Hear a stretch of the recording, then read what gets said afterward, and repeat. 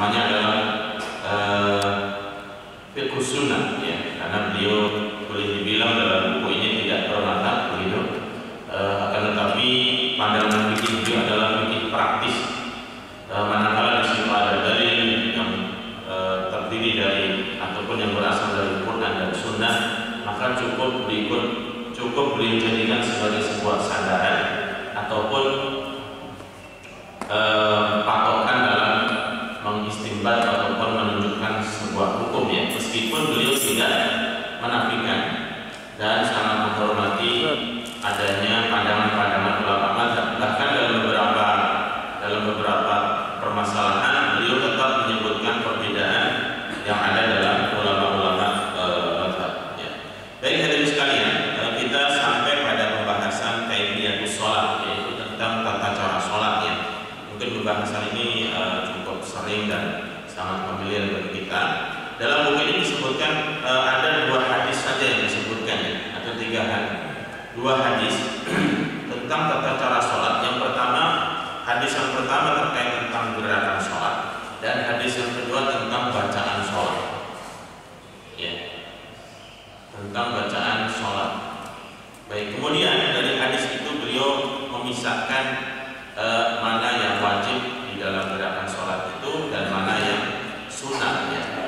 Karena tidak segala sesuatu yang dilakukan Rasulullah itu hukumnya menjadi sebuah wajib ya. Tetapi tentu dalam hal sholat ini ada hadis yang berbunyi shollu kama ra'aitumuni usolli, sholatlah kalian sebagaimana kalian melihat aku sholat. Hanya saja tentu setelah Rasulullah meninggal, orang-orang tidak bisa menyaksikan bagaimana sholatnya Rasulullah secara langsung. Dan bagaimana kita memahami hadis ini ya, tentu melalui hadis-hadis yang ada yang menunjukkan tentang tata cara bagaimana sholatnya Rasulullah Shallallahu Alaihi Wasallam. Hadis yang pertama, hadirin sekalian, ini bersumber dari Abu Malik Al-Asy'ari, bahwasanya beliau suatu hari mengumpulkan kaumnya ya.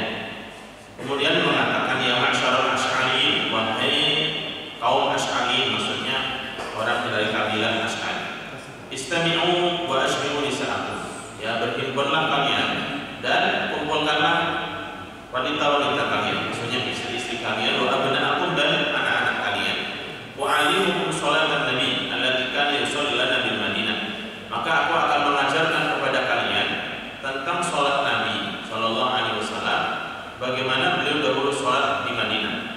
Wastama'u wa jama'u nisa'akum, maka mereka berkumpul dan mengumpulkan istri-istri mereka, wa abna'akum dan anak-anak mereka, wa tawaddahu wa arahu kaifa yatawadda fa asal wudu ila amakinihi hatta faqul bayt.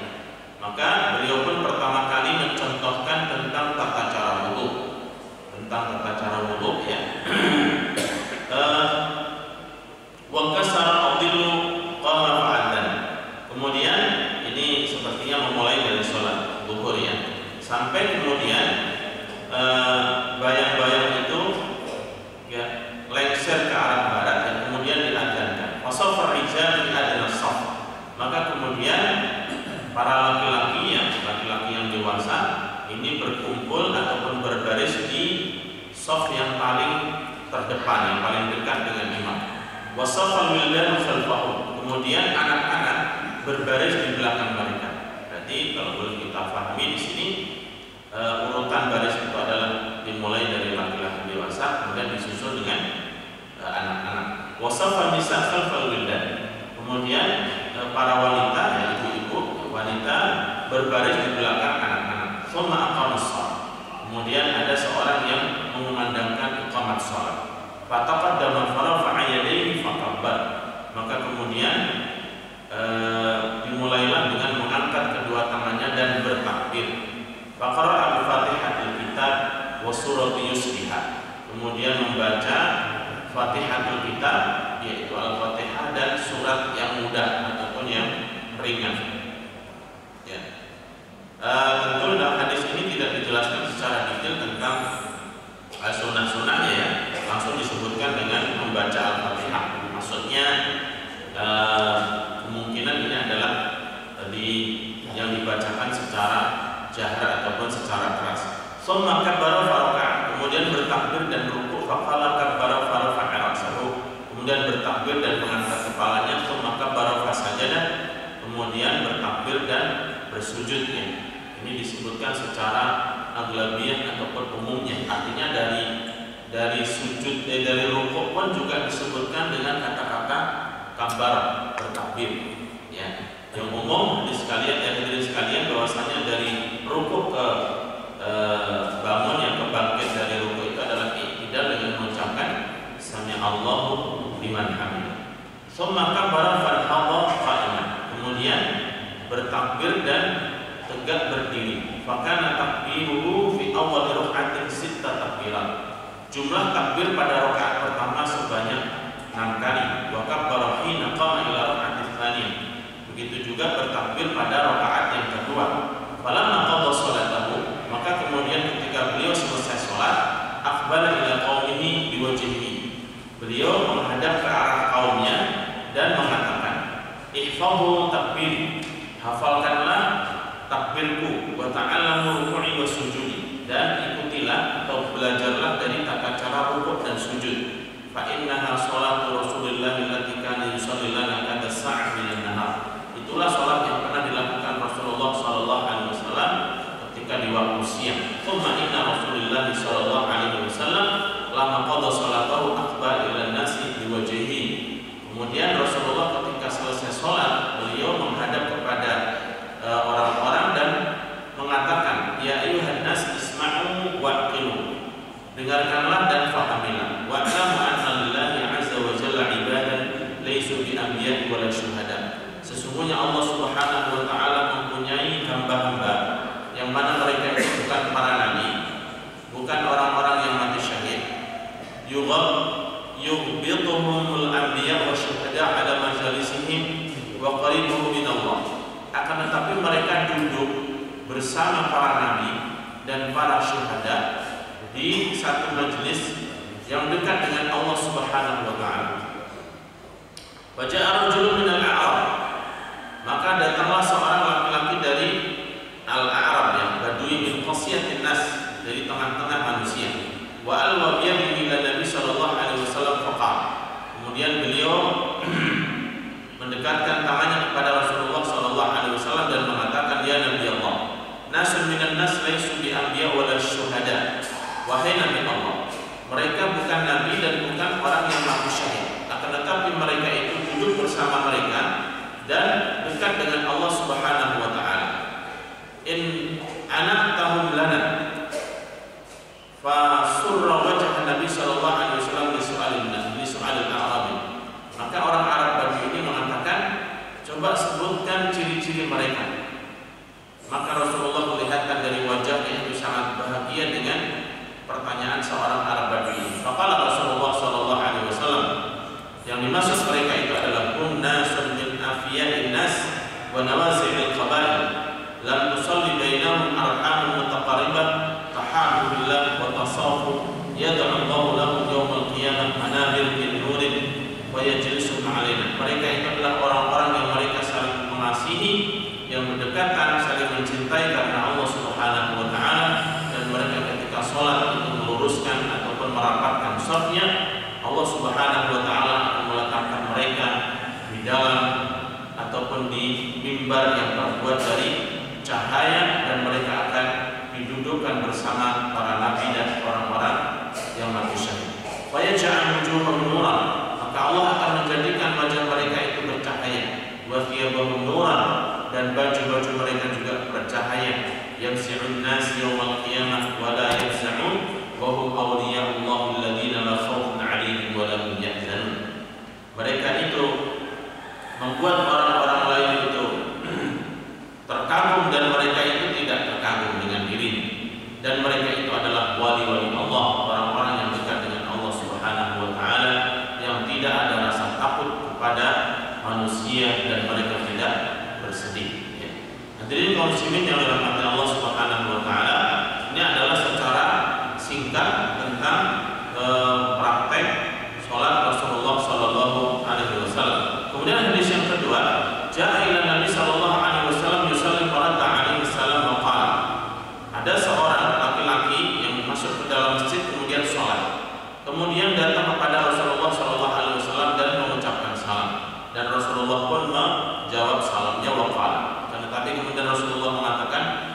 irji' fasalli fa innaka lam tusalli.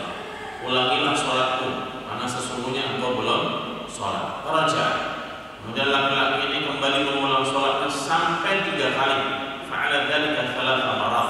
Mengulanginya sampai 3 kali. Qala walladzi ba'atsaka bil haqqi ma ahsin ghairu hadza fa'alni. Jadi laki-laki ini sholat sampai 3 kali dan Rasulullah masih tetap memerintahkan untuk mengulanginya. Maka laki-laki ini pun mengatakan, wahai Rasulullah, aku tidak bisa melakukan sholat yang lebih baik dari ini lagi. Maka ajarkanlah kepadaku. Qala idza qumta ila shalat fakabbir, thumma qra' ma tayassara ma'aka minal Qur'an, thumma tatma'inna raki'an, thumma irfa' hatta ta'tadila qa'iman. Jika kamu sholat, maka bertakbirlah. Ya, takbiratul ihram.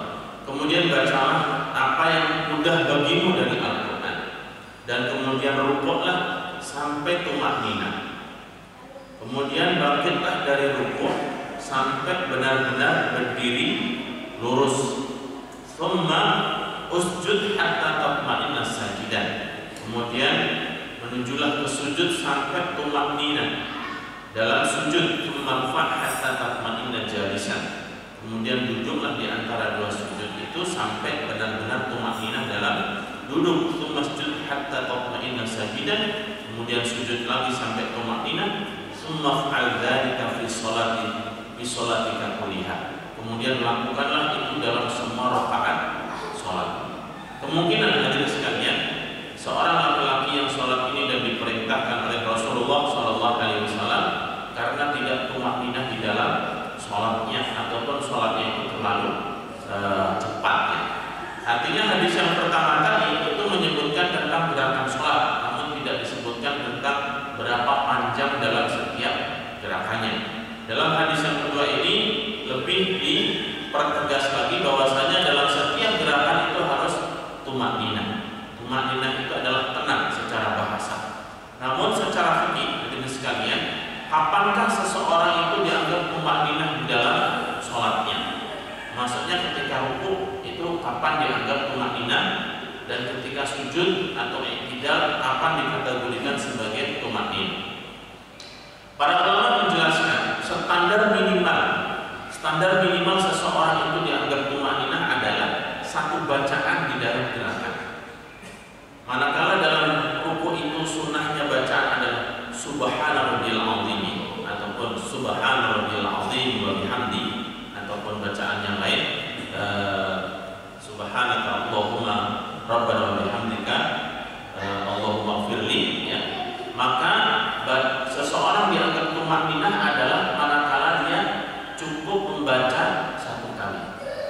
Ya, artinya ketika sempat membaca bacaan itu selama 1 kali, misalnya Subhana rabbiyal azim ya, sampai selesai bacaannya, itulah standar minimal seseorang dianggap tumakninah. Karena ada sebagian orang yang sholatnya itu sepertinya pelan-pelan, tapi sebenarnya cepat sekali ya. Misalnya Allahu Akbar, dia belum sempat berhenti ya. Allahu Akbar, sami Allahu liman hamidah ya. Atau mungkin kita menyaksikan ya dalam berita dan video yang cukup viral ya di satu daerah di Blitar kalau tidak salah, di satu pesantren yang mereka punya tradisi sholat tarawih itu cepat sekali ya. 23 rakaat dilakukan dalam waktu yang tidak lebih dari 7 menit ya, sampai 10 menit dan bacaannya sangat cepat sekali. Mereka memang punya alasan yang katanya ini sudah menjadi tradisi dari keturunan nenek moyang mereka dari sebelum-sebelumnya. Tentu hadirin sekalian, kalau kita kembali dari maksud seseorang melaksanakan sholat itu kan bermunajat kepada Allah Subhanahu wa Ta'ala. Rasulullah bersabda, as-sholatu mi'rajul mu'min. Sesungguhnya sholat itu merupakan mi'raj. Mi'raj itu adalah tangga naik, ya, tangga naik ataupun sarana untuk bermunajat ya, berdialog dengan Allah Subhanahu wa Ta'ala. Ya, bagaimana kalau seseorang ingin menghadap Allah, bertamu, memohon, kemudian tergesa-gesa di dalam munajat. Nah, kalau berdasarkan hadis ini, sholat yang tidak tumakninah ini ya, Rasulullah memerintahkan untuk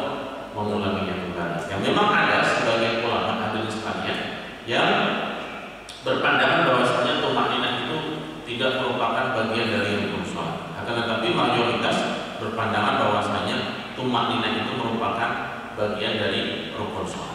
Hadirin sekalian yang dirahmati Allah Subhanahu wa taala, itu adalah dua hadis yang secara umum menjelaskan tentang tata cara sholat gerakan, dan satu lagi adalah tentang gerakan itu harus disertai yang disempurnakan dengan tumanina. Berikutnya hadirin sekalian tentang fardhu sholat ya. Rasulullah SAW tidak mengatakan ataupun tidak menjelaskan secara detail ini loh bagian-bagian sholat yang masuk fardu atau rukun dan inilah yang masuk bagian sunnah. Tidak menjelaskan seperti ini. Siapakah yang mengkategorikan atau mengklasifikasikan bagian dari gerakan-gerakan sholat ataupun pekerjaan sholat itu sebagian merupakan kewajiban dan sebagian merupakan sunnah, yaitu para ulama yang menjelaskan. Termasuk semua hal dalam masalah hukum ya, hukum sholat termasuk di dalamnya, mulai dari syarat wajib sholat, syarat sahnya sholat, rukun sholat, sunnah dalam sholat. Yang menjelaskan itu semuanya adalah Rasulullah Shallallahu Alaihi Wasallam. Mungkin itu semuanya dilakukan untuk memudahkan umat Islam supaya sah dalam sholatnya, tidak meninggalkan hal yang wajib dan tidak melupakan hal yang sunnah ya. Ada beberapa fardhu sholat ya, fardhu sholat ataupun rukun sholat ya. Hadirin kaum muslimin yang dirahmati Allah, mungkin sering kita mendengarkan ataupun mendengar istilah fardhu dan ingin kadang mendengar istilah wajib ya. Mungkin sekedar sebagai sebuah pengetahuan bahwasanya fardu dan wajib ini kalau menurut mayoritas ulama itu sama, artinya sama-sama sesuatu yang merupakan keharusan. Namun kapan sesuatu itu dianggap wajib ataupun fardu? Manakala dalilnya itu adalah qat'i. Nah, kemudian juga dalil yang sifatnya dhoni itu tidak sampai pada derajat qat'i ataupun yakin. Kalau nas Al-Quran itu kan pasti, maksudnya tidak ada Quran itu yang sahih ataupun hasan ataupun dhaif sebagaimana hadis, tidak ada.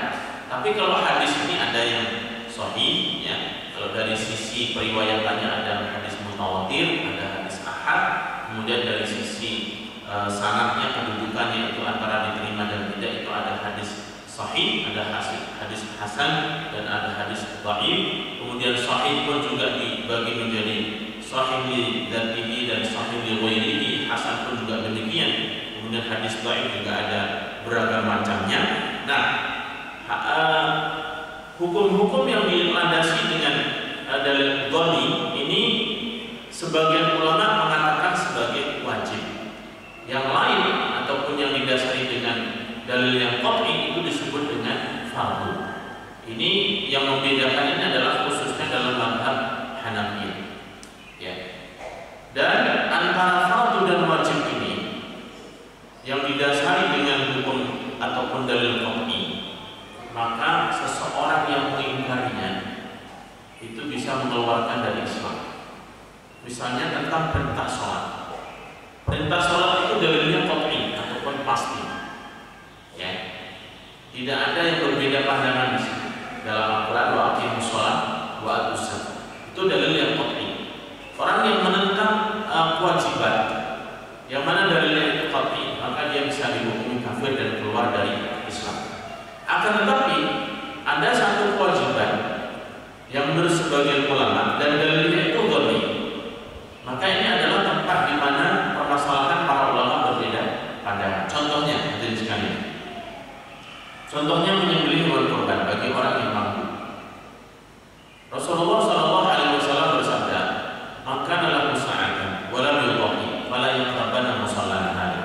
Barang siapa yang diberikan kelapangan rezeki, kemudian dia tidak berkorban, maka jangan sekali-kali mendekati tempat sholat ini. Ini adalah ancaman Rasulullah. Ulama-ulama mazhab Hanafi itu memahami hadis ini merupakan sebuah kewajiban, bukan fardu, tapi wajib. Kenapa dikatakan wajib? Karena hadisnya ini adalah hadis yang sifatnya dhoniyud dilalah. Artinya tidak semua ulama mengistinbat ataupun mengambil kesimpulan dari hadis ini tentang tentang wajibnya berkorban.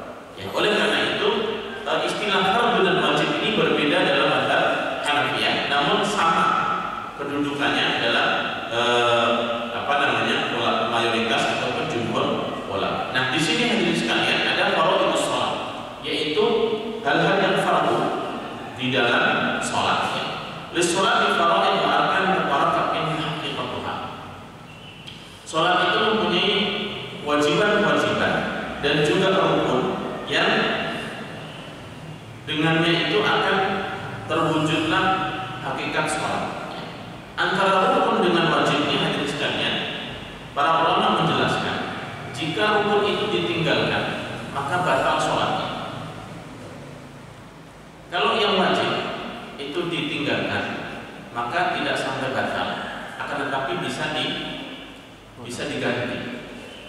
Maksudnya diganti seperti sujud sahwi.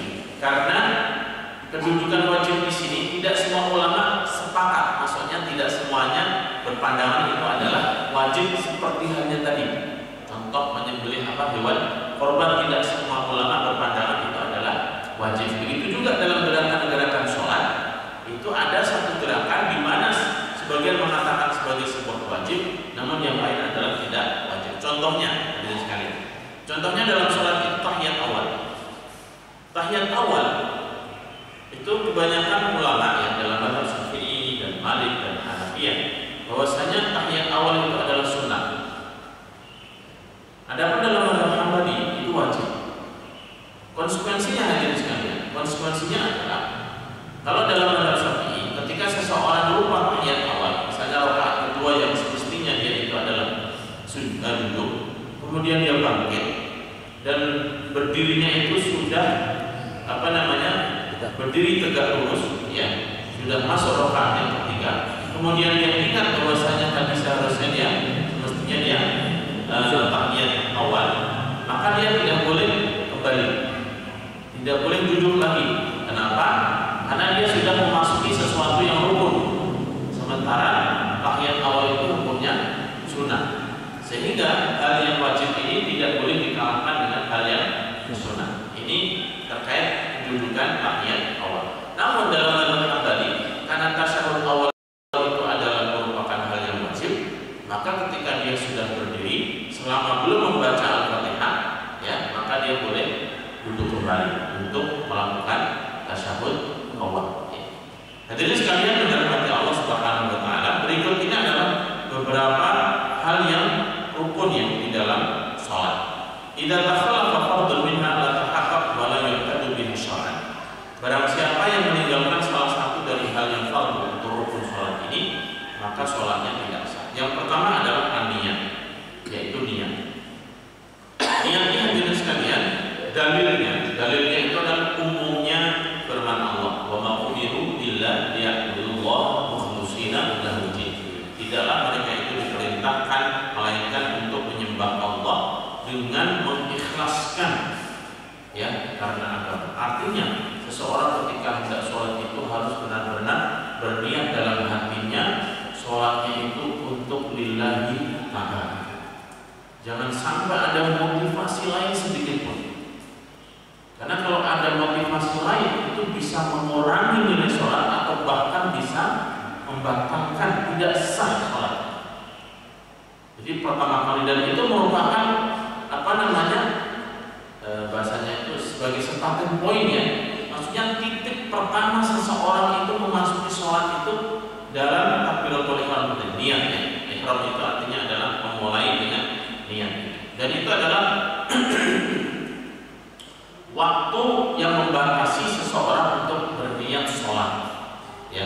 Jadi niat sholat itu tidak boleh melebihi takbiratul ihram, yaitu sebelum takbiratul ihram. Ketika dia sebelum takbiratul ihram Allahu Akbar, itu sudah niat dalam hatinya adalah untuk niat sholat lillahi ta'ala. Kalau dalam mazhab Syafi'i hadirin sekalian, ada beberapa penjelasan detail tentang niat ini. Niat ini minimal harus mencakup 3 unsur. Yang pertama adalah jenis sholat, ya. Kemudian adalah waktu sholat, apakah dia qadhaan atau adaan, ya. Ini kemudian lillahi ta'ala, ya. Ini unsur yang ada dalam niat yang harus ada.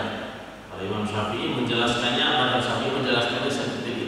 Artinya ketika seseorang itu akan sholat, dia harus niat dalam hatinya bahwasanya dia adalah sholat duhur. Kalau memang itu duhur, tidak boleh diam saja niat sholat secara umum, ya. Tapi harus dipastikan sholatnya itu adalah sholat yang akan dilakukan. Kalau memang duhur, dalam hatinya harus niatnya sholat duhur. Artinya tidak boleh mutlak bersifat umum.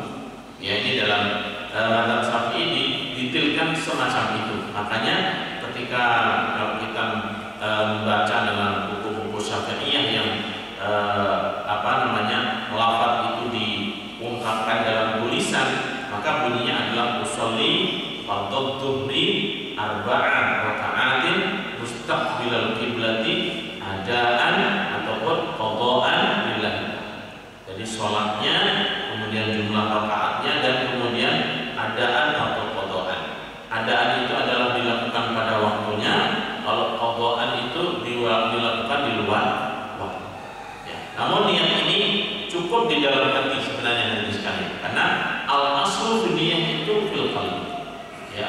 Niat itu hukum asalnya adalah di dalam hati.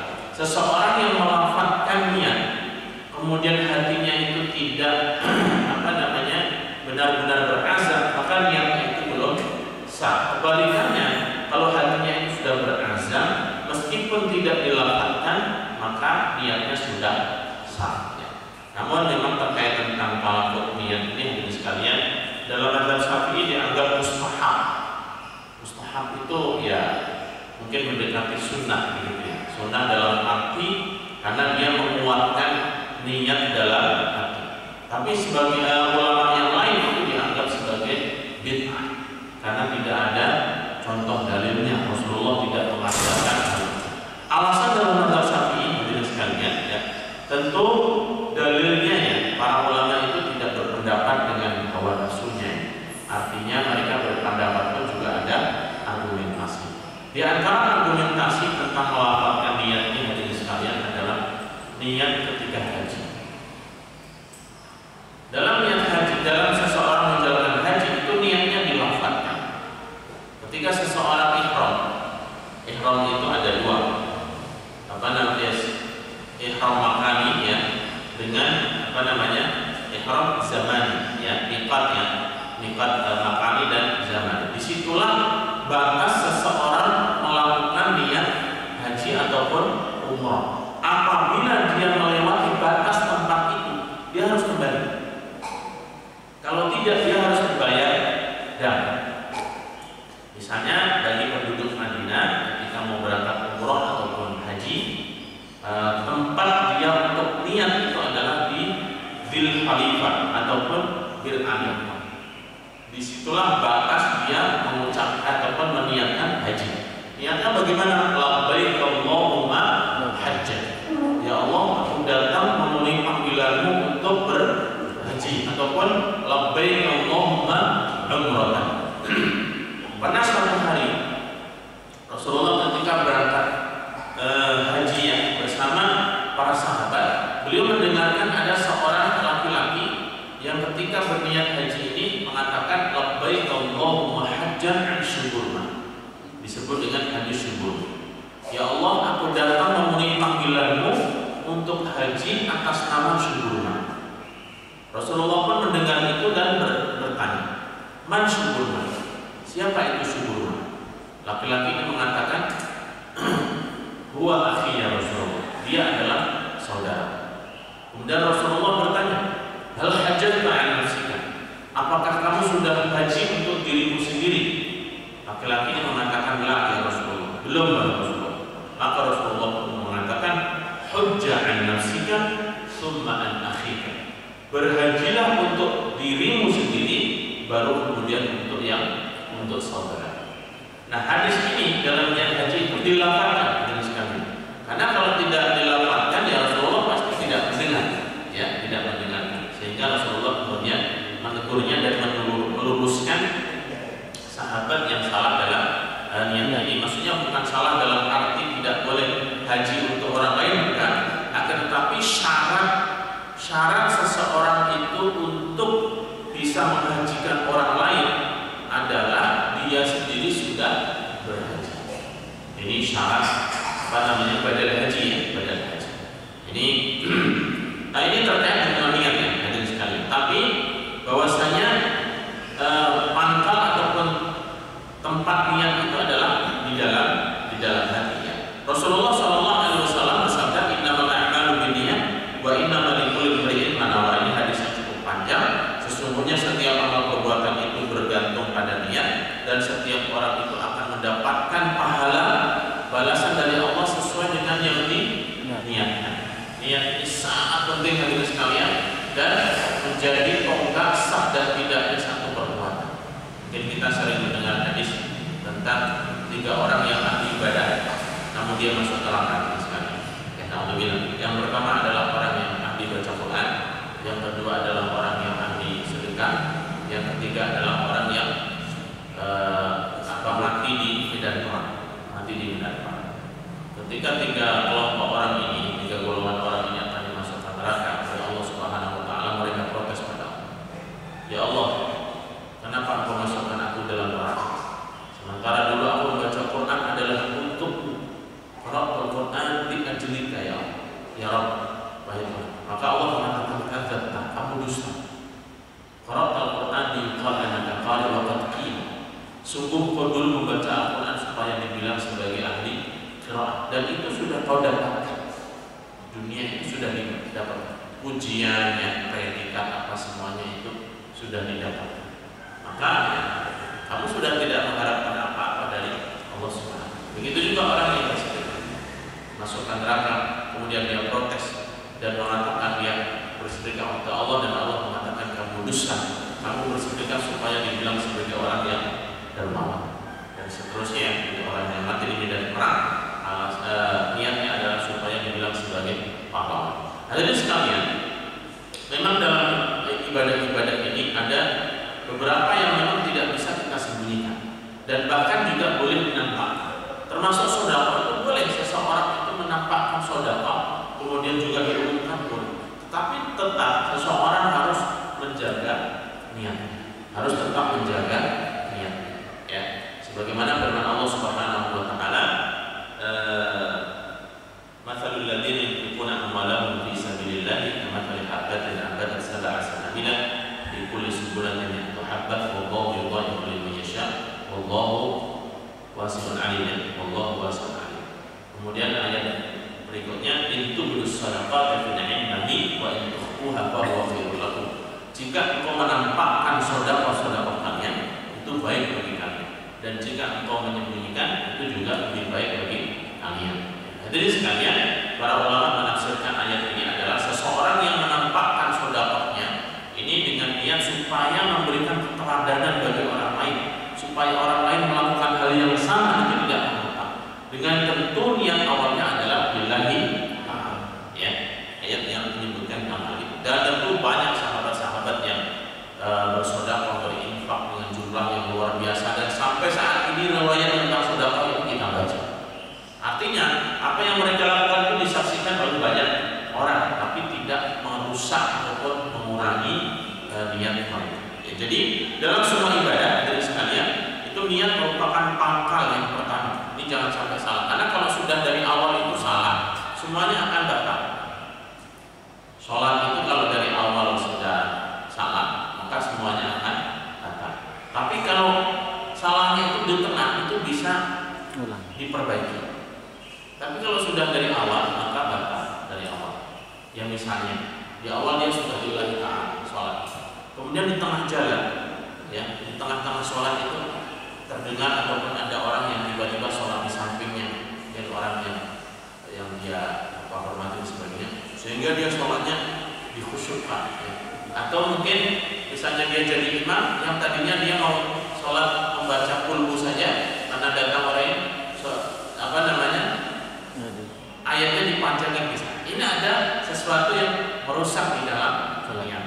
Ya, dari sekali. Oleh karena itu Ibnu Qayyim menyebutkan lillahi ta'ala itu adalah benar-benar lillahi ta'ala. Kalau dia melakukan juga karena Allah, kalau dia meninggalkan juga karena Allah. Karena seseorang yang meninggalkan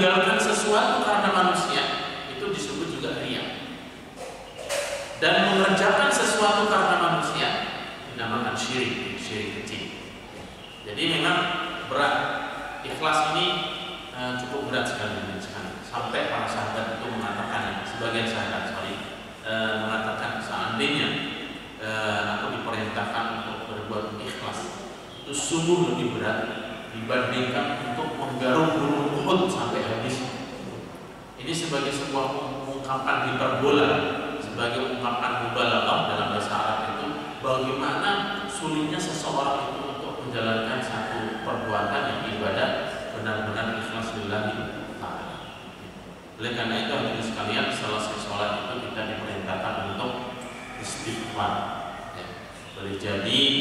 Boleh jadi ya dalam sholat-sholat kita itu ada kekhilafan dan kesalahan. Tapi secara hukum kita harus diperintahkan untuk berupaya menjaga keikhlasan. Hadirin sekalian yang dirahmati Allah Subhanahu wa taala, Ibnu Qayyim menyebutkan tentang hukum melafazkan niat di dalam kitab Ighatsatul Lahfan. An-niyatu hiyal qasdu wal 'azmu 'ala syai'. Sesungguhnya niat itu merupakan maksudnya menyengaja sesuatu, dan azam itu bertekad untuk melakukan sesuatu. Wa mahalluhal qalb, dan tempatnya adalah di dalam hati, la ta'alaqa laha bil lisan aslan, dan tidak ada kaitannya dengan lisan ataupun lidah sama sekali. Ini menurut pandangan beliau yang tadi sudah saya sampaikan. Memang kebanyakan ulama bahwasanya niat dalam ibadah termasuk sholat itu tidak dilafazkan, tapi cukup dalam hati ya. Dan dalam mazhab Syafi'i itu dianggap mustahab, terlebih adalah orang-orang yang mungkin susah untuk memantapkan di dalam hati, itu dibantu dengan talafuz. Baik hadirin sekalian yang dirahmati Allah Subhanahu wa taala, itu yang pertama tentang masalah niat. Ya, kemudian yang kedua takbiratul ihram. Oleh karena itu niat itu tempatnya sebelum takbiratul ihram. Ada seseorang yang berpandangan, saya kan sudah niat dari rumah Ustaz. Sudah niat dari rumah. Jadi kategori niat itu hadirin sekalian adalah qasdus syai'i muqtarinan bi fi'li, yaitu berazam melakukan sesuatu dan disertai langsung dengan perbuatan yang diniatkan. Kalau seseorang akan sholat subuh, maka sebelum takbiratul ihram dia niatnya sholatu subuh raka'ataini lillahi ta'ala bismillah. Allahu akbar. Artinya ketika dia berazam dalam hatinya, langsung disusul disertai dengan perbuatan sholat itu. Kalau niatnya dari rumah, itu masih terpotong dengan pekerjaan-pekerjaan lain. Misalnya dari rumah dia sudah niat sholat, ya kemudian nanti tidak niat lagi. Padahal dari rumah ke masjid itu masih ketemu orang, assalamualaikum, ataupun masih ngobrol dan sebagainya, masih terputus. Sehingga dalam hal ini harus muqtarinan bi fi'li, disertai langsung dengan perbuatan yang diniatkan. Ya memang tentu boleh seseorang berniat dari rumah untuk mengerjakan sholat, karena di situ nanti akan mendapatkan pahala dalam setiap langkahnya, dalam setiap tampakan kakinya, kita akan mendapatkan pahala dari Allah Subhanahu wa taala. Apalagi diawali dengan wudu di rumah, dengan menyempurnakan wudu, ya maka setiap tetesan air itu akan bersama-sama melunturkan menjatuhkan dosanya, sehingga berangkat ke masjid itu faka'annahu nafilah, faka'anna sholatu nafilah. Sholatnya itu tinggal sholat sunnah saja. Maksudnya seolah-olah dia itu sudah dihapus dosanya, dan sholat ini sebagai sebuah tambahan saja. Ya, ini fadilah daripada wudu yang dengan sempurna, kemudian azam meniatkan sholatnya, meluruskan niat dan motivasi sejak dari rumah berangkat ke masjid. Jadi niat kemudian disusul dengan takbiratul ihram, yaitu disebut dengan ihramnya hadirin sekalian. Ihram itu asal kata dari ahrama yuhrimu ihraman, yang berarti penghormatan dan juga bisa berarti haram. Ashhurul hurum, bulan-bulan hurum itu adalah bulan mulia atau bulan suci, ataupun juga bulan haram. Haram dalam arti seseorang diharamkan di dalamnya untuk berperang, berbuat dosa di dalam bulan-bulan ini, ya, sehingga disebut dengan ashhurul hurum. Begitu juga sholat, ini ada takbiratul ihram. Ini adalah batas seseorang diharamkan melakukan aktivitas di luar sholat. Ketika sudah Allahu Akbar takbiratul ihram, itu seseorang diharamkan untuk melakukan aktivitas lain di luar sholat. Makanya dalam hadis lain Rasulullah mengatakan fa inna sholat tahrimuha takbir wa tahliluha taslim. Sesungguhnya sholat itu haramnya adalah ketika dia sudah mulai takbir, dan halalnya kembali, maksudnya haramnya tadi adalah diharamkan untuk melakukan aktivitas di luar sholat itu sejak takbiratul ihram, dan halal kembali maksudnya dihalalkan kembali untuk melakukan aktivitas selain di luar sholat setelah mengucapkan salam. Tahrimuha takbir wa tahliluha taslim. Rasulullah SAW bersabda, miftahus sholat al-qabul. Sesungguhnya pembuka kunci pembuka sholat itu adalah bersuci. Wa tahrimuha takbir, dan haramnya adalah takbir. Wa tahliluha taslim, dan halalnya kembali adalah salam. Ini yang tadi saya sebut ya. Wa qala hadza as-sahih syai'in fi hadzal bab. Ini adalah hadis yang paling sahih yang berbicara tentang takbiratul ihram, yang perintah tentang takbiratul ihram. Kemudian yang kedua, hadirin sekalian, wala man thabata min fi'li Rasulillah, dan juga berdasarkan contoh perbuatan Rasulullah kama warada fil haditsain al-mutaqaddimain, sebagaimana dalam hadis yang tadi diantaranya disebutkan hadis yang tadi sebelum rukun salat di mana Rasulullah mencontohkan ketika salat idza qama ila sholati adalah qa'iman wa rafa'a yadayhi.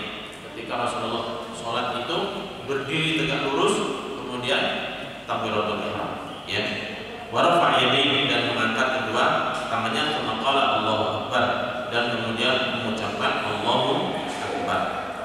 Oleh karena itu lafaz takbir ini juga harus Allahu akbar. Meskipun di sana ada nama-nama Allah yang lain, tetapi disyariatkannya adalah Allahu akbar. Tidak boleh diganti misalnya Allahul azim, Allahu al-a'zam, ataupun diganti dengan Allahu al-aziz. Meskipun artinya sama-sama, al-kabir itu maha besar, al-azim maha agung. Meskipun artinya dari lafaz itu mirip berdekatan, tapi tidak boleh diganti. Harus sama, sesuai dengan apa yang dicontohkan Rasulullah, yaitu Allahu akbar, Allahu akbar. Apalagi diganti dengan bahasa selain Arab, Allahu akbar. Nanti bunyi sholatnya akan beragam kalau diganti dengan bahasa Arab. Kalau orang Jawa nanti berbeda kan. Yang ada lagi orang Allah mahajir-hajir. Baik. Jadi harus Allahu akbar. Oleh karena itu tidak boleh sholat di pakai bahasa Jawa, Indonesia. Ini akhir-akhir ini yang mungkin dapatkan juga di Malang juga pernah ada sholat yang dipimpin oleh seorang imam. Saya lupa nama imamnya, itu mantan tertinju kalau nggak salah. Sholat dengan menggunakan bahasa Indonesia. Baik, memang dia akan paham maknanya, tetapi sholat tidak semata melogikakan. Ada hal-hal yang memang sholat itu tidak bisa dirasionalisasikan. Artinya kita harus mengikutinya seperti itu. Seperti harus membaca Al-Fatihah, harus rukuk, harus sujud, jumlah rakaat ada 4, ada 3, ada 2. Ini semuanya tauqif, dari sononya begitu, tidak bisa dilogikakan. Baik, kemudian yang rukun ketiga. Rukun ketiga hadirin sekalian, setelah takbirnya yang wajibnya takbirnya Allahu akbar. Kalau mengangkat tangannya, ini bagian dari sunnah dalam sholat. Nanti ada bab sunnah-sunnah dalam sholat. Yang ketiga adalah al-qiyam fil fardhi, yaitu berdiri. Ini juga merupakan rukun fil fardhi dalam sholat wajib. Kalau sholat sunnah itu tidak wajib berdiri, boleh duduk meskipun dia mampu, akan tetapi pahalanya separuh. Pahalanya separuh. Kalau hadirin mau pahala separuh saja boleh. Tapi Rasulullah itu di akhir-akhir usianya yang sudah mulai sepuh ya, mulai senior, usia 60-an, beliau sholat malam itu sebagiannya dengan duduk. Ya karena kita tahu Rasulullah itu kalau sholat malam panjang. Kalau kita mungkin tidak dulu karena sholatnya tidak panjang ya. Kita capek sholat karena saking cepatnya, saking bukan saking lamanya sholat, tapi karena kecepatan jadi sampai capek ya. Lupa. Baik, jadi berdiri ini merupakan hal yang fardu ataupun rukun sholat, itu harus berdiri ya. Untuk sholat wajib tentu nanti ada kondisi-kondisi yang dimana seseorang tidak mampu berdiri, boleh sholat dengan duduk ataupun dengan berbaring ya, ataupun kalau tidak mampu berbaring itu maksudnya berbaring di atas panggung kanan, dia miring menghadap ke kiblat di atas panggung kanan ya. Kalau tidak mampu berbaring ya, maka terletak ya, bukan terletak menelentak. Terletak yaitu di atas punggungnya. Bahasa Jawanya itu apa ya? Apa itu katanya ya? Pokoknya terletak ya. Kalau tidak mampu maka dengan isyarat. Ya, isyaratnya itu apa saja ya sekarang? Kalau memang dia bisa nunduk ataupun hanya jarinya saja. Misalnya orang lagi di infus ataupun di ICU, dia sudah berat untuk menjalankan sholat ya, dan itu merupakan kewajiban yang tidak pernah gugur. Sholat itu tidak ada yang menggugurkan. Sakit separah apapun tetap wajib sholat, kecuali wanita kalau ada udzur syar'inya. Kalau laki-laki ini tidak ada udzur sama sekali. Kalau rukhsah ada, keringanan ada, tapi uzur untuk meninggalkan sholat itu tidak. Sehingga semampunya ya. Selama dia masih sadar ya, kalau pingsan semuanya itu tidak wajib untuk sholat. Baik, jadi sholat dengan berdiri ini merupakan kewajiban. Adapun sholat sunnah, innahu yajib an yusalli bil qu'udin ma'a adami qudrah 'ala qiyam illa anna thawab al-qa'im atam min thawab al-qa'im. Adapun sholat nafilah, sholat sunnah ini boleh untuk sholat dengan duduk ya, namun pahalanya separuh ya. Sholat rajul qa'idan nisfus sholat. Sholatnya seseorang dengan cara duduk itu separuh pahala sholat dengan berdiri ya. Hadis ini bisa dipahami dua, bolehnya sholat sunnah dengan duduk, ataupun seorang sholat wajib karena punya rukhsah dan punya udzur sehingga sholatnya itu dengan duduk boleh mendapatkan pahala separuh. Jadi tetap gugur kewajibannya ya. Oleh karena itu jadi sekalian mohonlah selalu kepada Allah untuk diberikan sehat wal afiyah. Allahumma inna nas'aluka salamatan din wa afiyatan fil jasad. Ini sebenarnya doa ini bukan merupakan hadis, tapi kalau boleh dibilang kreasi yang maksudnya dibuat oleh ulama. Tapi secara makna itu bagus. Karena berdoa itu harus sekalian. Berdoa itu boleh apa saja sesuai dengan kebutuhan kita. Yang kecuali doa-doa yang memang dalam tempat-tempat ibadah tertentu yang Rasulullah mengajarkan doanya, itu boleh mengikuti sunnah Rasulullah. Tapi dalam hal-hal yang sesuai dengan kita butuhkan, kita boleh berdoa dengan redaksi kita ya. Imam Ibnu Hajar rahimahullah ketika mengomentari hadis ya, ada seorang laki-laki yang sholat di belakang Rasulullah. Kemudian ketika Rasulullah membaca Sami Allahu liman hamidah, bangkit dari rukuk, laki-laki ini mengucapkan Rabbana walakal hamdu hamdan katsiran thayyiban mubarakan. Rasulullah tidak mengajarkan. Kemudian selesai sholat, Rasulullah bertanya, siapa yang mengucapkan tadi waktu sholat? Rabbana lakal hamdu hamdan katsiran thayyiban mubarakan. Maka laki-laki itu mengatakan, ana ya Rasulullah, aku wahai Rasul. Maka Rasulullah pun mengomentari, sesungguhnya para malaikat turun berduyun-duyun dari langit disebabkan doa pujian Anda. Ya, sami Allah liman hamidah itu artinya Allah mendengar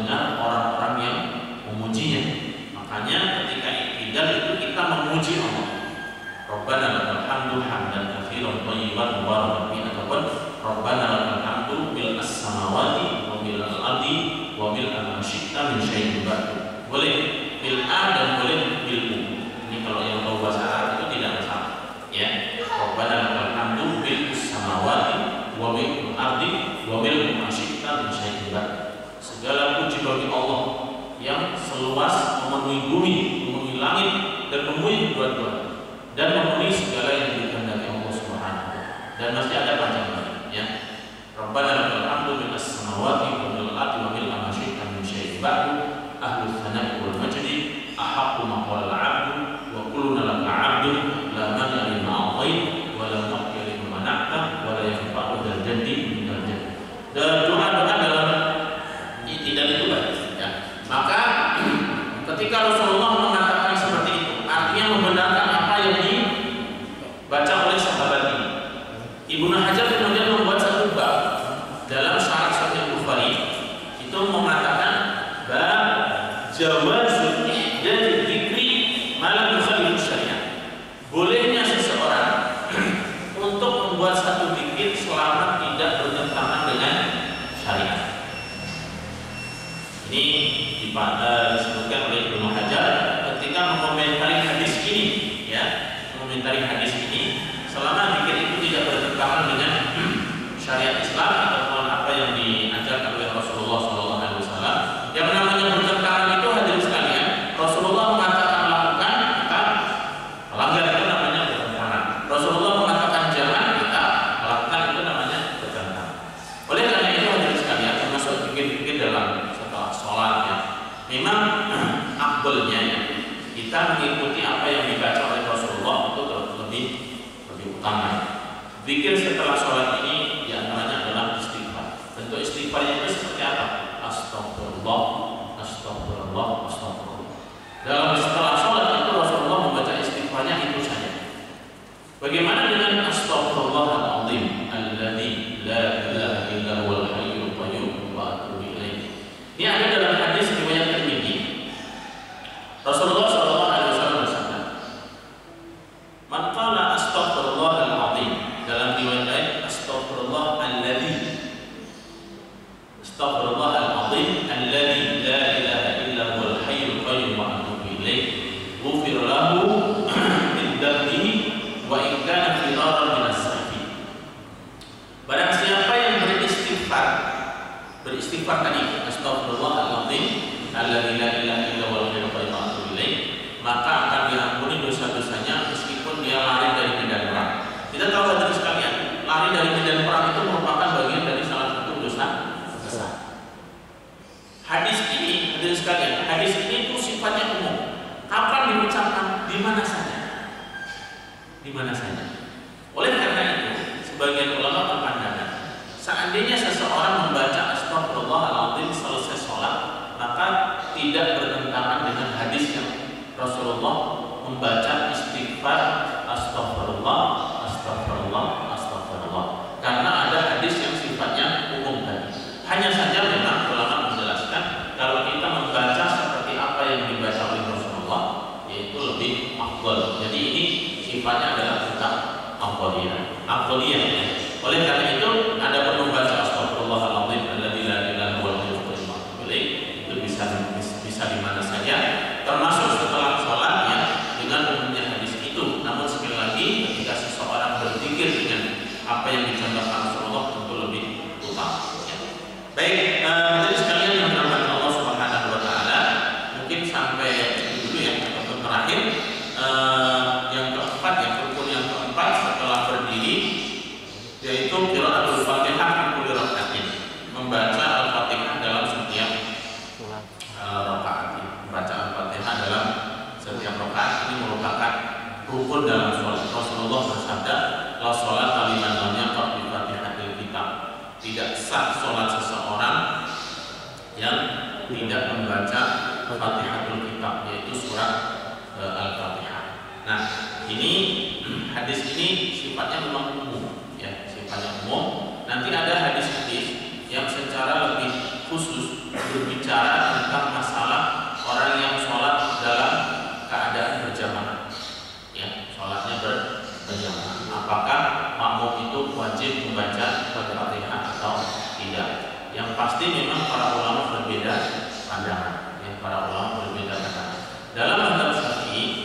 bagi seorang makmum tetap wajib membaca Al-Fatihah jika masih ada kesempatan. Jika masih ada kesempatan. Jadi kalau boleh kita ringkas sekalian tentang hukum membaca Al-Fatihah bagi sholat jamaah ya. Kalau sholat fardu itu mutlak, sholat sendiri itu mutlak, tidak ada perbedaan. Orang yang sholat sendirian itu wajib membaca Al-Fatihah. Dan juga orang yang sholat berjamaah dan imamnya itu membacanya secara sir. Sir itu maksudnya bacaannya tidak didengarkan oleh makmum. Itu juga makmum harus membaca Al-Fatihah. Yang menjadi masalah adalah ketika imam membaca Al-Fatihah secara keras. Di sana ada perintah Al-Qur'an, idza quri'a al-Qur'anu fastami'u lahu wa ansitu. Jika kalian dibacakan Al-Qur'an maka dengarlah dan diamlah. Dengar dan diamlah. Oleh karena itu para ulama berbeda pandangan terkait tentang sholat berjamaah yang mana imamnya ini membaca secara kencang. Yang pertama, tidak wajib sama sekali. Tidak wajib sama sekali. Yang kedua, wajib. Ya. Yang ketiga, yang pertama adalah tidak wajib sama sekali. Yang kedua wajib. Kemudian yang ketiga adalah wajib ketika imamnya itu membaca sirian dan cukup mendengarkan jika imamnya membaca. Misalnya sholat duhur, sholat maghrib, ya kan? Kan yang dibaca jahri itu 2 rakaat saja. 1 rakaat berikutnya dibaca siri. Intinya hadirin sekalian, perbedaan ini akan senantiasa ada, dan tidak mungkin kita putus perbedaan ini. Hanya saja yang perlu kita ketahui adalah bagaimana posisi kita sebagai seorang muslim ya. Kalau boleh saya ungkapkan di sini hadirin sekalian, di antara yang tetap mewajibkan membaca Al-Fatihah meskipun sholat itu berjamaah adalah mazhab Syafi'i. Mazhab Syafi'i itu tetap mewajibkan sang makmum membaca Al-Fatihah selama dia masih berkesempatan membaca Al-Fatihah. Kalau tidak berkesempatan maka tidak perlu membaca Al-Fatihah. Maksudnya tidak berkesempatan seperti apa? Misalnya ada jamaah yang datang terlambat masuk. Ketika baru masuk masjid, imamnya sudah berada di ujung-ujung terakhir membaca surat setelah Al-Fatihah. Kemudian dia baru takbiratul ihram, kemudian dia mendapati imamnya sudah berangkat ke rukuk. Nah, dalam mazhab Syafi'i pun dia harus mengikuti sang imam, tidak perlu menyempurnakan Al-Fatihah sendiri. Sholat Al-Fatihah sendiri kemudian setelah itu rukuk mengejar kejar-kejaran dengan imam. Karena namanya sholat berjamaah itu secara gerakan kita diperintahkan untuk mengikuti gerakan imam. Ya. Jadi kondisi-kondisi yang darurat termasuk tadi seorang yang masbuk, maka berlakulah hadis fa inna qira'atul imami qira'atul.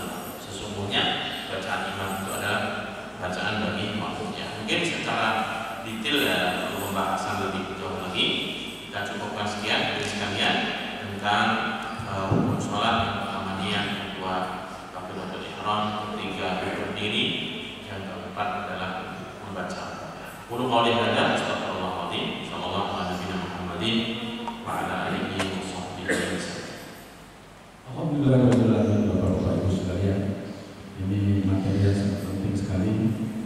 Untuk itu kami buka pertanyaan. Silakan Bapak tanya 1, 2, 3 pertanyaan dari ibu-ibu ada nggak? Ya, ada ya Bapak.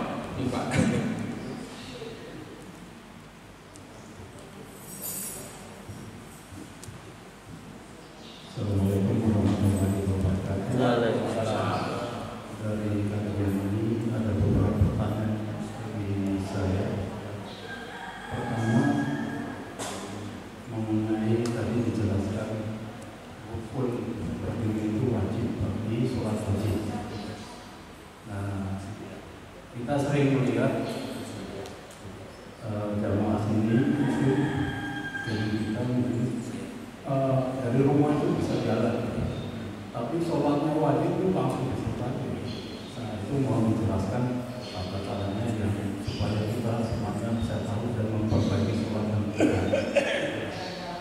Yang kedua, mengenai pernah Nabi menjelaskan orang sudah 60 tahun sholat tapi tidak diterima. Nah, ini tadi termasuk mainannya ya, kemudian mungkin hukumnya tidak sempurna, itu yang dijelaskan oleh Nabi Muhammad. Kalau jelaskan dulu.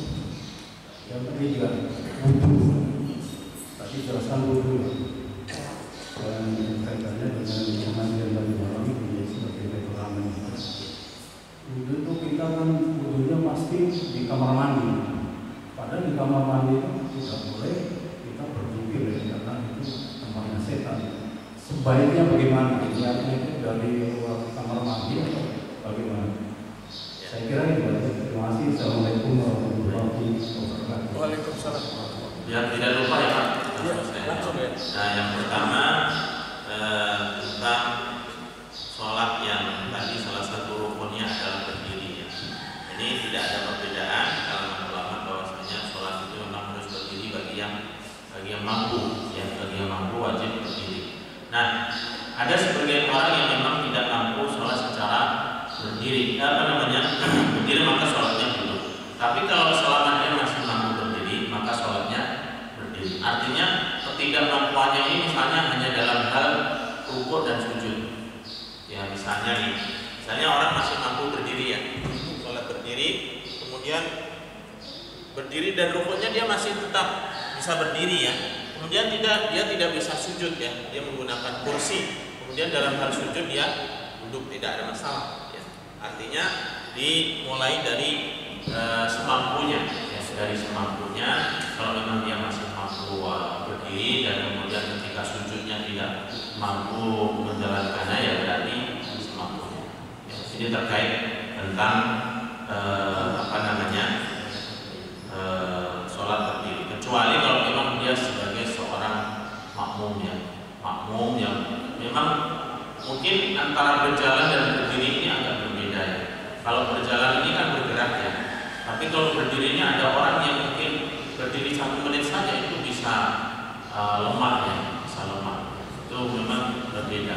Saya bisa berjalan mungkin setengah jam tanpa berhenti, tapi ketika khutbah Jumat setengah jam itu kaki pegel juga ya. Berbeda antara berdiri dengan berjalan. Makanya taharrak fa inna fil harakati barakah. Bergeraklah karena dalam gerak itu ada keberkahan. Jadi memang agak berbeda. Boleh jadi seorang yang mampu berjalan dari rumah ke masjid, tetapi untuk berdiri ini payah. Ya tergantung yang tahu kondisi seorang itu mampu dan tidak itu dirinya sebenarnya. Ya, diri. Jadi kita mungkin tidak bisa mengukur orang itu.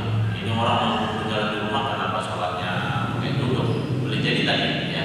Mungkin dia kalau berdiri diam, punya api dan sebagainya itu berat. Nah, intinya adalah kembali kepada dirinya sejauh mana dia mampu berdiri atau tidak. Namun hukum asal dalam sholat fardu itu adalah berdiri ya, bagi yang mampu. Yang kedua terkait tentang hadis Nabi yang boleh jadi seseorang sholat 60 tahun itu tidak diterima sholatnya. Ini saya membaca hadisnya, saya tidak hafal hadisnya, cuman artinya adalah itu terkait tentang tumaninah, karena dalam hadis itu Rasulullah menyebutkan layal ma'inu fil ruku'ihi wa sujudi. Orang itu tidak tumaninah dalam rukuk dan sujudnya.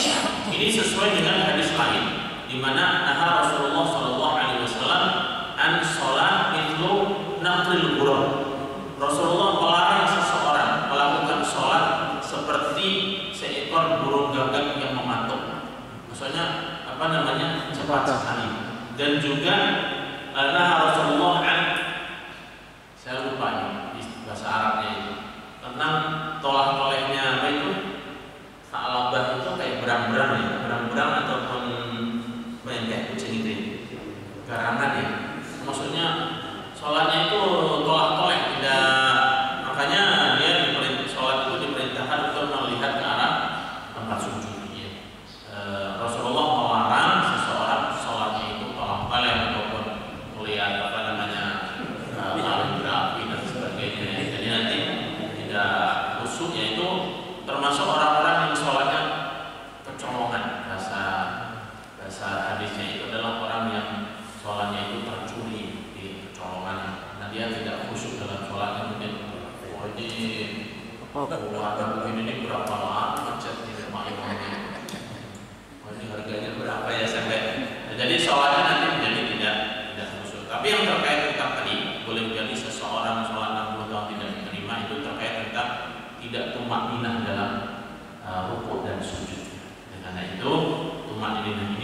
merupakan bagian dari rukun sholat. Kemudian yang ketiga tentang wudhu ya di tempat kamar mandi. Nah, kalau kamar mandinya mungkin masih seperti masa dulu ya, seperti kalau bahasa Jawanya itu jeding, itu kan tempat BAB-nya ya situ dan sebagainya ya, mungkin masih sangat sederhana, yang boleh jadi najisnya itu mana-mana ya, mungkin ya. Tapi yang kedua adalah sekalian, kalau memang kita tidak bisa berpikir ya setelah wudhu ya, kita berpikirnya tidak di dalam kamar mandi ya, mungkin selesai wudhu ya, biasanya ini orang yang sekalian mandi ya, sekalian mandi kemudian langsung wudhu ya, itu boleh saja ya, cuman sebagian ulama menjelaskan makruh wudhu dalam keadaan telanjang ya, tapi sah karena tidak ada yang membatalkan wudhu telanjang, tidak ada ya. Jadi sah wudhunya.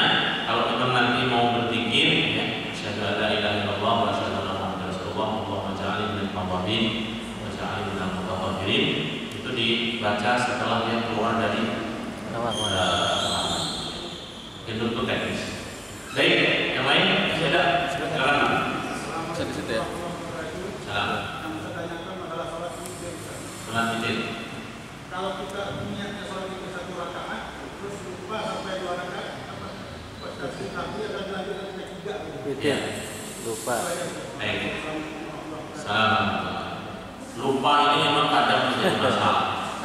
Dalam segala ya, dalam segala. Dan itu kadang bisa merugikan kita. Ya, merugikan. Saya termasuk orang yang lupa. Orang lupa. Saya itu termasuk orang yang lupa.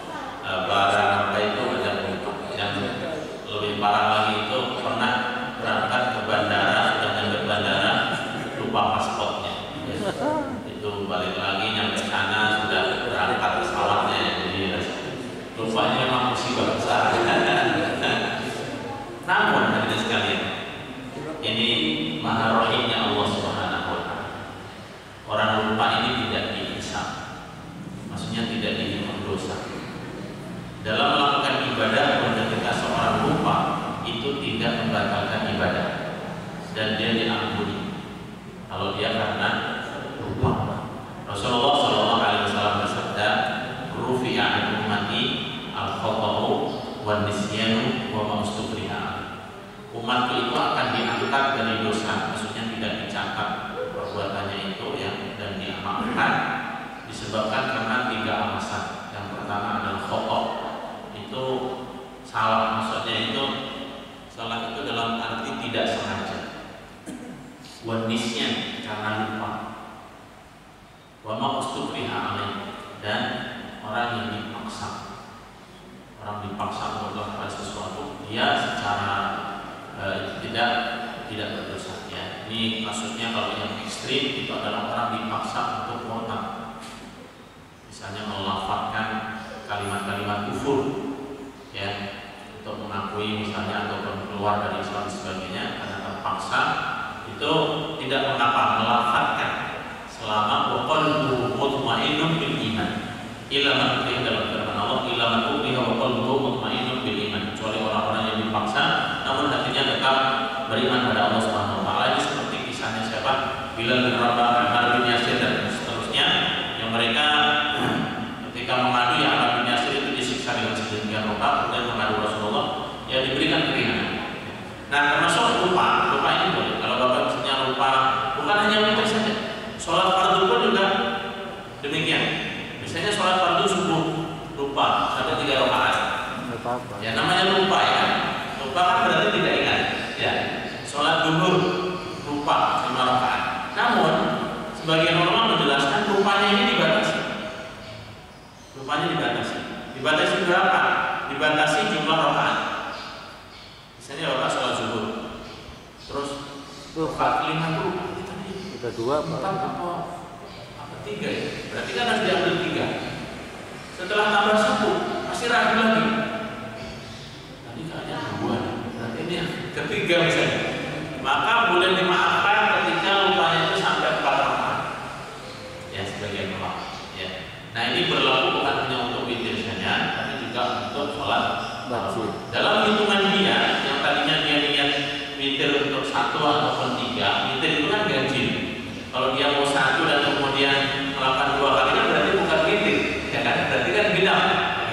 Tapi karena lupa ya tidak masalah. Nah, dia tiga Pak Sawi. Nah, berarti dia ingat.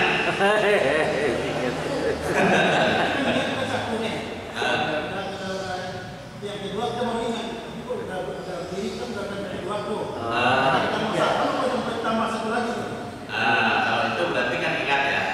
Kalau ingat ya berarti dilanjutkan saja. Jadi 3 rakaat. Ini kan satu, dia kan dari awal kan satu ada. Ya, tidak mengapa ya. Jadi kalau misalnya sholat sunnah seperti sholat witir, ini misalnya tadi mau niat sholatnya 1 rakaat saja, kemudian dia sudah balik kedua dan dilanjutkan menjadi 3 rakaat, maka tidak ada masalah.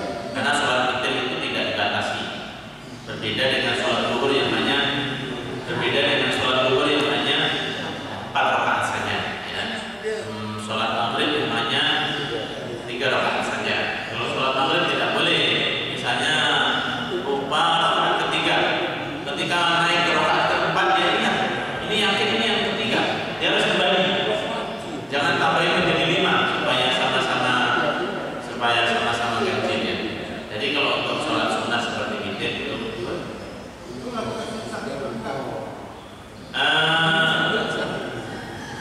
secara umum itu berlaku. Sujud sahwi itu berlaku untuk semua sesuatu yang lupa di dalam sholat.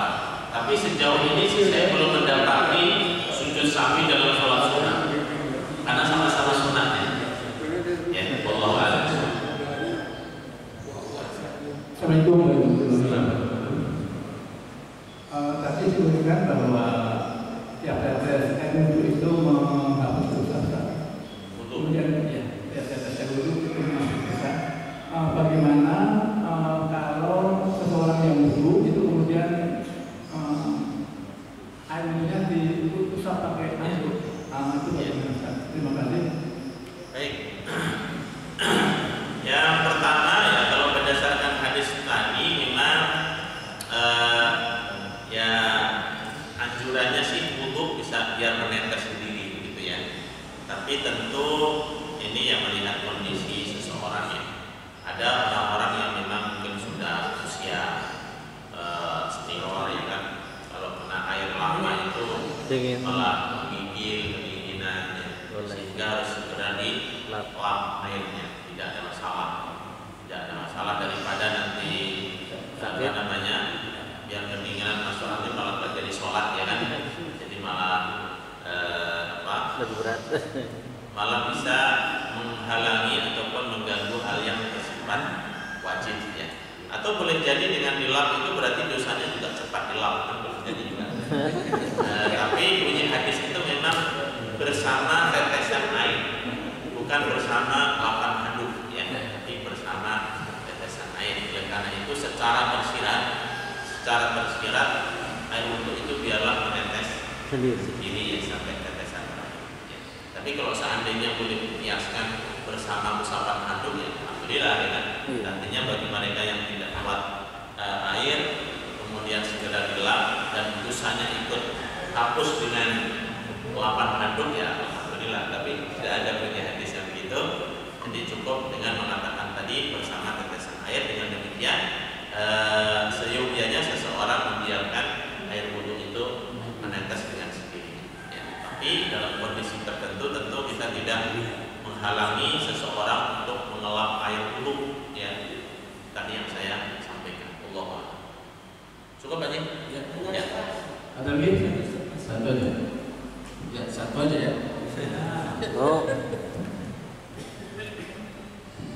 Assalamualaikum warahmatullahi wabarakatuh. Waalaikumsalam. Ustaz mau tanya tentang pelaksanaan sujud sahwi yang sebelum salam dan sesudah salam. Mohon penjelasannya rincian. Terima kasih. Assalamualaikum warahmatullahi wabarakatuh. Terkait dengan sujud sahwi ini langsung saja. Kalau mayoritas ulama itu berpandangan dilakukan sebelum salam. Malikiyah, Syafi'iyah dan Hanafilah itu sujud sahwi dilakukan 2 kali sujud sebelum salam setelah tahiyat. Sebelum salam. Kalau ulama Hanafiyah dan Hanafi itu dilakukan setelah salam. Ya, ada beberapa hadis tentang tentang masalah sujud sahwi, hanya saja memang yang terbanyak yang lebih kuat itu adalah sujud sahwi itu dilakukan sebelum salam berdasarkan dengan satu hadis yang artinya suatu hari ya ketika Rasulullah sholat asar. Benar Rasulullah itu sholat asar cuma 2 rakaat. Sholat asar cuma 2 rakaat. Nabi juga manusia, artinya juga lupa. Dan mungkin lupanya Nabi ini sekaligus juga sebagai sebuah pelajaran. Karena setiap peristiwa yang terjadi pada Nabi itu menjadi kesimpulan hukum, artinya menjadi sesuatu yang bisa diambil hukum tertentu. Nah, ketika Rasulullah sholat asar punya 2 rakaat, dan di situ ada Abu Bakar, ada Umar, ada Utsman, ada sahabat-sahabat senior. Namun setelah selesai sholat itu, para sahabat tidak ada yang berani menegur, karena Rasulullah itu orangnya memang auranya sangat berwibawa sekali. Sekalipun beliau itu hidup bersama sahabat, bercanda, makan bersama sahabat, tidak ada sesuatu yang disembunyikan. Ya, tidak ada pencitraan pada diri Rasulullah. Rasulullah melakukan dengan apa adanya. Akhlak beliau memang luar dalam seperti itu. Sehingga para sahabat itu ya tidak ada melihat Rasulullah itu celah dalam akhlak. Sehingga selesai sholat itu tidak ada yang menegur. Kata dalam hadis itu, fa'innahu nahim. Kita itu sangat segan dengan Rasulullah. Maka ada seorang sahabat, seorang laki-laki namanya Julyadin, orang yang tangannya panjang, bukan panjang tangan dalam bahasa Indonesia yang pencuri ya. Tangannya panjang. Saya kurang tahu apakah memang benar tangannya itu panjang ya. Sahabat itu agak teriak mengatakan, usiratus sholat, usiratus sholat. Sholat sedang dikosong, sholat sedang dikosong. Kosong itu kan yang dapat menjadi 2. Kemudian Rasulullah memahami apa yang dikatakan oleh laki-laki. Rasulullah pun menanyakan kepada sahabat yang ada, apakah benar apa yang dikatakan oleh Julyadin? Kemudian mereka sempat mengatakan, benar wahai Rasulullah. Maka Rasulullah langsung berdiri dan bertakbir. Sholat lagi menambah 2 rakaat. Menambah 2 rakaat, bukan mengulangi dari awal, menambah 2 rakaat. Kemudian tahiyat akhir dan sebelum salam beliau sujud 2 kali. Nah, inilah kemudian ada yang berpandangan dari hadis ini, seseorang yang terpaksa berbicara ketika sholat dan pembicaraannya itu ya terkait dengan kebutuhan sholat, itu tidak membatalkan sholat ya, tapi secara umum berbicara dalam sholat itu adalah batal. Seberapapun, apa definisi bicara? Yaitu omongan yang bisa dipahami meskipun hanya 1 kata. Dalam bahasa Arab itu ada 1 kata tapi artinya ada. Contohnya ki. Bahasa Arab ki itu adalah artinya pelihara atau jaga. Seperti wakina ada dan ki. Wa itu dan itu sudah kata sendiri. Nah itu kami. Ki itu pelihara, jagalah, dan jagalah kami dari siksa api. Misalnya seorang sholat mengatakan ki, pelihara. Itu kalau orang Arab maksudnya ya. Kalau kita mengatakan ki ya nggak tahu artinya. Ki ya tahu. Ya intinya mayoritas ulama berpandangan menjelaskan dari hadis itu sujud sahwi itu adalah sebelum salam. Sedikit Ustaz. Sujud sahwi kemudian bacanya apa itu? Sujud sahwi itu bacanya sama dengan sujud biasa, subhanallah. Karena hadis yang kita bacaan yang mungkin sering kita baca subhanallah wa la yasku ya. Itu memang secara arti memang sepertinya sesuai. Maha suci Allah yang tidak tidur dan tidak lupa.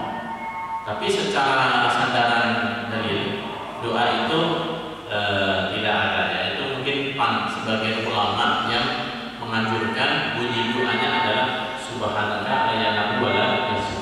Seperti jawaban adzan tafwid. As-sholatu khairum minan naum. Ya, sebagai ulama berpandangan orang yang mendengarkan itu dianjurkan untuk mengatakan sodaqta wa barita. Ya, tapi secara dasar dalil memang tidak ada ya, tidak keluar hadis yang menyebutkan itu.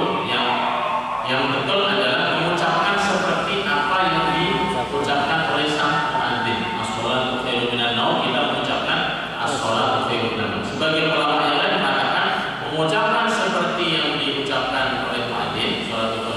dan kemudian boleh mengucapkan sodaqta wa barik, karena ucapannya itu adalah sholat itu lebih baik daripada tidur. Maka kita mengatakan kamu jujur dan kamu benar, ya kan? Memang benar